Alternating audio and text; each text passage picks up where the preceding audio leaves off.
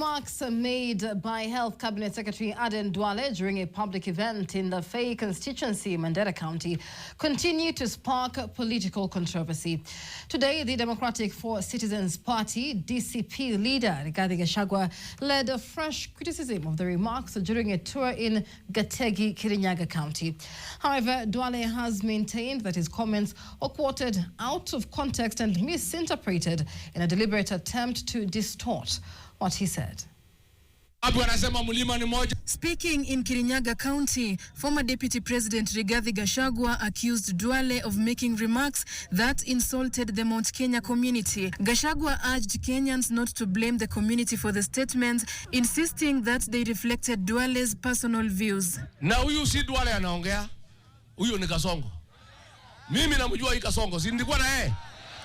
Akitaka kutukana jamii, ametukana watu ya Mlima Kenya. Ati sisi ni mafisi. Na mimi nataka niambie watu mlimani, hao matamushi ya Duale sio ya Wasomali. Wasomali bado tukana jamii ya Mlima Kenya.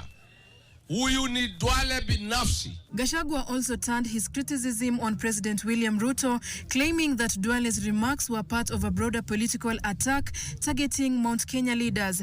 He further warned that voters would respond through the ballot in the next year's general election. Wewe umetuma Duale kutukana sisi, ni sawa. Wewe umetuita mafisi, ni sawa. Tumekubali. Mwaka ujao tutakula wewe, tukutafune na tukumeze. Mafisi mko?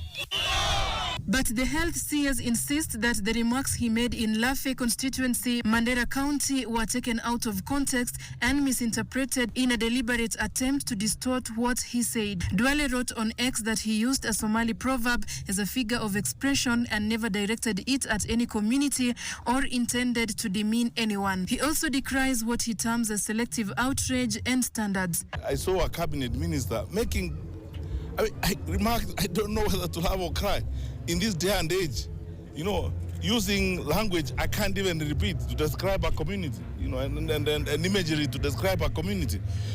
When we start ethnic profiling, such as I saw that cabinet minister unfortunately do, you are essentially beginning to stigmatize a community because of political decisions or because of what happened in Ol Kalou. Ukaita jamii ya Wakikuyu fisi. Wewe enda Duale wewe. Wewe enda Duale. Nataka kuonya nikiwa hapa na nyuki leo. Hii jamii ambao ndio inakuweka pale Nairobi pale unaishi. Asi watu wa kuchezea. During the tour of Gategi in Kirinyaga County, Gachagua also hit back at Interior CS Kipchumba Murkomen, who recently warned that legal action, including Gachagua's arrest, could be taken over remarks he allegedly made that could threaten national security. Gachagua challenged Murkomen to carry out the arrest if he believes he has broken any law. Na haitawezekana. Na wewe hapana tisha sisi. Kama wewe ni mwanaume, si ukamata Rigiji upeleke kwa sel. Wewe kwa mwaka moja unatisha Rigiji. Utatuona, tutashika wewe. Bona unangoja nini? Si unishike. Uonana na hii watu ya Mlima Kenya. Kama wewe ni mwanaume kamili, si ukuja unikamate. Mimi niko na jeshi sina. The latest exchange underscores the rising political tensions as leaders continue trading sharp accusations, even as calls grow for political leaders to exercise restraint and use language that promotes national unity. Winnie Twitoek, NTV.